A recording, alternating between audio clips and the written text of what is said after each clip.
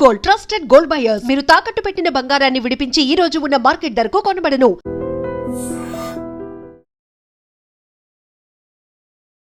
So as a commoner I have a question. So basic ఏంటంటే ఇప్పుడు mutual ఫండ్కి and రెగ్యులర్గా ఇప్పుడు అందరు ఏమంటున్నారంటే ఇప్పుడు మీరు చెప్పినట్టు మ్యూచువల్ ఫండ్లో ఇన్వెస్ట్ చేయండి అని అంటున్నారు. But as a common person ఇప్పుడు my mom has given me a flat. So అక్కడ నాకు మంత్లీ రెంట్ వస్తుంది. సో అదొక ప్రాపర్ నాకు ఇన్కమ్ లాగా వస్తుంది కాబట్టి I will prefer that. Okay, ఇది ఒక ఫిక్స్డ్ దీనిలాగా ఉంది and I'm getting source of income లాగా ఉంది కాబట్టి I will prefer that. So why mutual fund? Why should I opt that? మనకి రియల్ ఎస్టేట్లో ఇన్కమ్ ఇచ్చే ప్రాపర్టీ ఉందంటే అది ఒక అద్భుతం. నిజం చెప్పాలంటే చాలామంది రియల్ ఎస్టేట్ ప్రాపర్టీ అనేది ఇన్కమ్ ఇవ్వదు. చాలామంది వెయిట్ చేస్తారు, అంటే ఇది పెరుగుతుంది, ఏదో రోజుకి ఏదో అవసరానికి యూజ్ అవుతుందని చెప్పేసి. నార్మల్గా చెప్పాలన్నట్టు ఇప్పుడు ఆఫ్టర్ మ్యారేజ్ చాలామంది ఓపెన్ ప్లాట్స్ తీసుకొని లేదా అగ్రికల్చర్ ల్యాండ్ తీసుకొని దాన్ని అమ్మాలని ట్రై చేస్తారు మ్యారేజ్కి. బట్ అమ్ముడు పోదు చాలా సందర్భాల్లో. దాన్ని ఏం చేస్తారంటే కొడుకుకి అంటే అల్లుడికి ఇచ్చేస్తారు వాళ్ళు. అంటే చాలా సందర్భాల్లో మీరు చూసుకోండి, మేము కట్నం మేము ఇవ్వట్లేదండి, మేము ల్యాండ్ రాసిస్తున్నాం మా పాపకి అని చెప్తారు. అంటే అక్కడ సెల్ అవ్వలేదు కాబట్టి వాళ్ళు కట్నం రూపంలో ఇస్తారు, రైట్? అయితే అది ఒక టాపిక్. ఇంకొక టాపిక్ ఏంటంటే రెంట్ ఇచ్చే ప్రాపర్టీస్ కూడా ఉంటాయి. కాస్త ఇప్పుడు ఏంటంటే సిటీలో ఉన్న వారికి కానీ లేదా కమర్షియల్ బిట్లో ఉన్న ఏదైనా షాప్స్ అట్లాంటివి ఉన్న వారికి రెంటల్ ఇచ్చే ప్రాపర్టీస్ ఉంటాయి. సో రఫ్గా నేను ఒక 50 లక్షల ప్లాట్ ఉంది, అంటే మన అపార్ట్మెంట్లో ఫ్లాట్ ఉంది. సో ఒక 50 lakhs నేను పెట్టి కొన్నాను. దాని రెంట్ ఎంతవరకు ఉండొచ్చు మీరు ఊహించుకొని చెప్పండి. మీరు కామన్ మ్యాన్ అన్నారు కాబట్టి నాకు 50 లక్షలు విలువ చేసే కొత్త ఫ్లాట్ ఉంది సిటీ అవుట్కట్స్లో అనుకోండి, నాకు రెంట్ ఎంత రావచ్చు? తక్కువ వస్తుంది. తీసుకున్న 10,000 ఎందుకంటే అవుట్స్కర్ట్స్ అన్నారు కదా, 15,000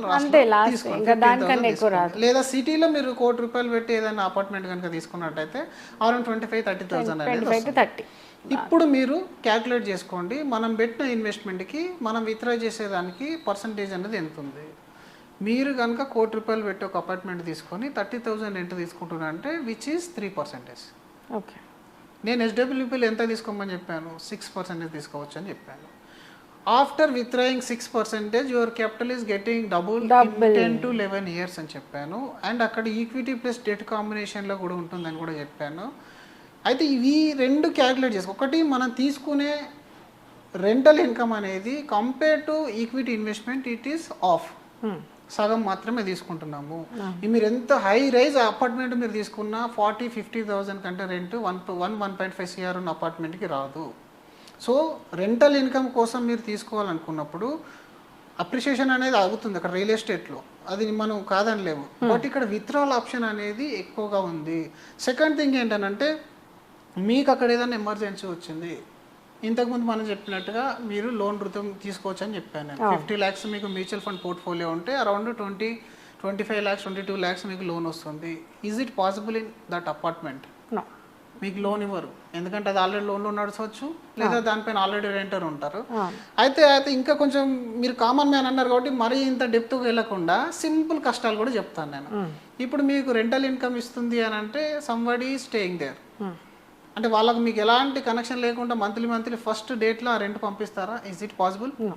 కాదు కదండి, ఎందుకంటే వాళ్ళకు కొంత సర్వీస్ చేయాల్సి వస్తుంది. మనం వాళ్ళకు పెయింటింగ్ డ్యామేజ్ అయినా ట్యాప్ డ్యామేజ్ అయినా మన సర్వీస్ చేయాలి అక్కడ, అంటే మన ఇన్వాల్వ్మెంట్ అనేది అవసరం.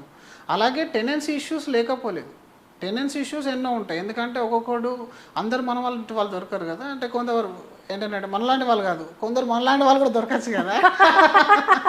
సో అంటే నా దగ్గర రెంట్ ఇవ్వను, ఖాళీ కూడా చేయను, ఖాళీ చేయడు, రెంట్ ఇవ్వడు, అంటే అక్కడ ఒక రకంగా మీకు మెంటల్ ప్రెషర్ అనేది పెరుగుతూ ఉంటుంది. దాని తర్వాత మీకు కనీసం సంవత్సరంలో ఒక్కసారైనా విజిట్ చేస్తారు. ఆ విజిట్ చేసినప్పుడు అందులో ఉన్న డ్యామేజ్ వస్తే మళ్ళీ మీకు ఇంకో ప్రెషర్, ట్యాప్ పోయిందని, మోటార్ పోయిందని, ఇంకేదో పోయిందని చెప్పేసి మీకు కాల్స్ వస్తూ ఉంటాయి. అంటే అక్కడ మీరు ఫిజికల్లీ ఇన్వాల్వ్ అవుతున్నారు. టెనెన్సీ ఇష్యూస్ కూడా మీరు బేర్ చేయాల్సిన అవసరం అనేది ఉంటుంది. ప్లస్ మీరు తీసుకునే రెంటల్ ఇన్కమ్ కూడా తక్కువ ఉంటుంది. థర్డ్ థింగ్ ఇంకొకటి ఏంటంటే మనం ఆలోచించుకుంటే, ఫర్ ఎగ్జాంపుల్ మనం ఇదే 10 సంవత్సరాలు 15 సంవత్సరాలు కంటిన్యూ చేసిన తర్వాత if you want to gift to your children, can they manage this?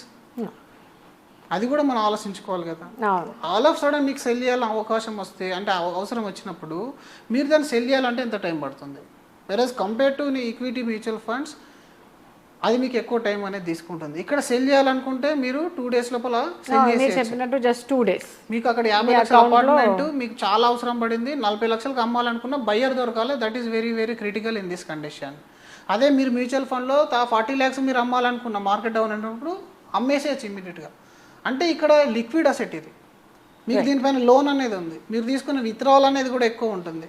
అలాగే మీకు ఇక్కడ ప్రొఫెషనల్ మేనేజ్ చేస్తున్నాడు, అక్కడ మేనేజ్మెంట్ అంతా కూడా మనదే, అక్కడ ప్రొఫెషనల్ మేనేజ్ చేయట్లేదు. అంటే ఇక్కడ ఇది బిజినెస్లో ఇన్వాల్వ్ అయ్యింది, అది బిజినెస్ కాదు. మార్కెట్ కండిషన్తో పాటు పెరగచ్చు పెరగకపోవచ్చు, కానీ మీకు ఈక్విటీని అర్థం చేసుకునే కెపాసిటీ ఉండి అప్స్ అండ్ డౌన్స్లో కూడా నా బ్రెయిన్ ప్రాపర్గా ఉంటుంది అనుకున్నప్పుడు మాత్రమే ఎస్డబ్ల్యూ సైట్ రావాలి. Otherwise you can continue with apartment రెంట్లోనే మీరు ఉండొచ్చు. అంటే దాన్ని కంపేర్ చేయడంలో ప్లస్లు మైనస్లు మాత్రమే మాట్లాడుకోవాలి. ఉన్నాయని అమ్మేసి ఎస్డబ్ల్యూబీకి రమ్మని మనం చెప్పాము, ఎందుకంటే కొంతమంది బ్రెయిన్ అనేది నెగిటివిటీని తట్టుకోలేదు. అలాంటప్పుడు అదే బెటర్. బట్ సేఫెస్ట్ వేలా నా పిల్లలు కూడా దీన్ని మేనేజ్ చేయగలగాలి, నేను కూడా దీన్ని పెంచుకోగలగాలి. ఇప్పుడు మీకు అక్కడ రెంటల్ ఇన్కమ్ కూడా పెంచవచ్చు. ఆఫ్టర్ 10 years మీకు అక్కడ క్యాపిటల్ పెరుగుతుంది, రెంటల్ ఇన్కమ్ కూడా పెరుగుతుంది. But some one has to be looked into. అంటే మీరు అక్కడ ఇన్వాల్వ్ కావాలి, we have to take care. కాబట్టి అక్కడ మెయింటెనెన్స్లో కూడా కొంచెం డిడక్షన్ తీసేయాలి. ప్లస్ ట్యాక్స్ పరంగా కూడా అది రెంటల్ ఇన్కమ్ అనేది ట్యాక్సేబుల్ కాబట్టి అది కూడా మీరు ఆలోచించుకోవాలి. సో నేను కామన్ మ్యాన్లో ప్లస్ టెక్నికల్గా 2 రకాల డిఫరెన్స్ అనేది నేను చెప్పాను. దాని తర్వాత మన decision like how to invest. Okay, so differentiation చాలా చక్కగా చెప్పారు. సో దీనికైతే మనం we should involve and there is like we can get mentally కొంచెం పీస్ కూడా ఇది అవ్వచ్చు. wherein this is the safest thing మనం ఇన్వెస్ట్ చేయడానికి అని డిఫరెన్సియేషన్ చక్కగా చెప్పారు. So nice. అండ్ సో మనం ఇన్వెస్ట్ చేసిన అమౌంట్ నుంచి మనము ఎంత % వరకు విత్డ్రా చేసుకోవచ్చు? ఎస్డబ్ల్యూపీ అనగానే చాలా మందికి ఏంటంటే 10 lakhs పైన 5,000 ఇస్తున్నారు, అదే నేను 10 lakhs ఇన్వెస్ట్మెంట్ చేస్తే నాకు ఎఫ్డీలో 6,000 7,000 వస్తున్నాయి అని చెప్పేసి కంపారిజన్ చేసుకుంటారు. సో ఇక్కడ ఈ విత్డ్రావల్ అనేది safest withdrawal we are recommend is 6%. ఎందుకనంటే మీకు 12% యావరేజ్ రిటర్న్ ఎక్స్పెక్ట్ చేసిన వాళ్ళు ఇందులోకి రావాలి. 12%లో 6 తీసేస్తే ఇంకా 6 72/6 వేసేసుకోండి. అంటే మనకి ఏదైనా డబుల్ అవ్వడానికి 72 రేట్ ఆఫ్ రిటర్న్ ఏదైతే ఉంటుందో అది వేస్తే ఎన్ని సంవత్సరాల్లో డబుల్ అవుతుంది అనేది తెలుస్తుంది మనకు. సో ఇక్కడ మీరు చూసుకున్నట్టయితే 72/6 12 అంటే మీరు 6% విత్డ్రా చేసిన తర్వాత మీ క్యాపిటల్ అనేది నెక్స్ట్ 12 years లోపల డబుల్ అవుతుంది, రైట్? అది నేను 6 వద్దు నాకు 8 కావాలి 9 కావాలంటే that is your choice. Up to 8% కూడా మీరు పెట్టుకోవచ్చు. పెట్టుకున్న వాళ్ళు చాలామంది ఉన్నారు. 10 lakhsలో 8,000 వరకు విత్డ్రాల్ చేసే వాళ్ళు ఉన్నారు. సో మీరు కావాలనుకుంటే అలా చేసుకోవచ్చు. 1 crore 80,000 వరకు విత్డ్రాల్ పెట్టచ్చు. మీకు క్యాపిటల్ కూడా గ్రో కావాలి తొందర అనుకున్నప్పుడు మాత్రం ఆ విత్డ్రావల్ని తగ్గించుకోవాలి. 6% అనేది హైలీ రికమెండెడ్. లేదు అనుకుంటే 5-4 కూడా మీరు ఇంకా నాకు ఇప్పుడు ఇమీడియట్ అవసరాలు లేవు, ఇప్పుడు నేను ఇంకొక 5 years వెయిట్ చేసేగల కెపాసిటీ ఉంది నాకు. You can wait for 5 years. ఎలాగో ఈక్విటీలో మీకు అమౌంట్ అనేది గ్రో అవుతుంది, దాన్ని ఈక్విటీలో ఉంచండి 5 years వరకు. 5 years తర్వాత మీరు దాన్ని హైబ్రిడ్లోకి మార్చుకొని విత్డ్రావల్ 6% పెట్టుకోండి. అప్పుడు మీరు డబుల్ తీసుకోవచ్చు. ఇప్పుడు ఈ 6% బదులు అప్పుడు 12% కూడా తీసుకోవచ్చు. అంటే అమౌంట్ విషయంలో 10,000 బదులు 20,000 విత్డ్రావల్ పెట్టచ్చు. ఎందుకంటే మీ అమౌంట్ డబుల్ అయిపోతుంది 15% రిటర్న్ వచ్చినా కూడా మ్యూచువల్ ఫండ్స్లో.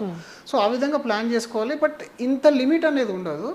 6 అనేది సేఫెస్ట్. ఎందుకంటే 10-11 ఇచ్చినా కూడా 4% అయినా మీకు అప్రిషియేషన్ అవ్వడానికి యూజ్ అవుతుంది. కాబట్టి విత్డ్రావల్ ఎంత తక్కువ పెట్టుకుంటే అంత క్యాపిటల్ గ్రో అవుతుంది. లేదు నాకు ఆల్రెడీ 70 years ఆల్రెడీ గేమ్ అయిపోయింది మనది, ఇప్పుడు మనం ఎంజాయ్ చేయాల్సిన టైం కాబట్టి నేను ఇప్పుడు టూర్ వెళ్తాను, వరల్డ్ టూర్ వెళ్తాను, కాశీ ఇట్లాంటివి వెళ్తాను, నాకు ఎక్కువ కావాలంటే 10% పెట్టుకో, 12% పెట్టేసుకో. No one will stop you. ఎందుకంటే ఈ కంప్లీట్ రైట్స్ అన్ని మన చేతిలోనే ఉంటాయండి. ఈక్విటీలో అన్ని రైట్స్ మన చేతిలో ఉన్నాయి. ఎప్పుడంటే అప్పుడు ఎగ్జిట్ కావచ్చు, ఇంకో ప్రాపర్టీ అంతా వచ్చిన డబ్బులు మళ్ళీ ఇన్వెస్ట్మెంట్ చేయొచ్చు, లేదా కొన్ని రోజులు మీరు పాస్ చేయొచ్చు విత్డ్రావల్ని, లేదు నేను 6 బదులుగా 10 పెట్టుకోవచ్చు. అదంతా మీ ఆప్షన్, మీ చేతిలోనే ఉంటుంది. కాబట్టి very very easy manageable. So మనకు ఇదంతా ఇంకా ఆ చక్రం తిప్పే కెపాసిటీ అంతా మన చేతిలో ఉంటుందన్నమాట. కాబట్టి మీ ఇష్టం ఉన్నది విత్డ్రావల్ పెట్టచ్చు, but recommended 6%. Okay, so thank you so much Madhu garu. చాలా చక్కటి ఇన్ఫర్మేషన్ మన వ్యూవర్స్ అందరికీ అందించారు. దట్ ప్యాసివ్ ఇన్కమ్ అనేది ఎంత అవసరం మనిషికి, అండ్ కరెక్ట్ ఒక ఇన్ఫర్మేషన్ ఉంటే మనం ఎక్కడెక్కడ డబ్బులు ఇన్వెస్ట్ చేసి మంచి లాభాలు పొందొచ్చు అనేది మన వ్యూవర్స్ అందరికీ చక్కగా వివరించారు. Thank you so much. Thank you so much madam.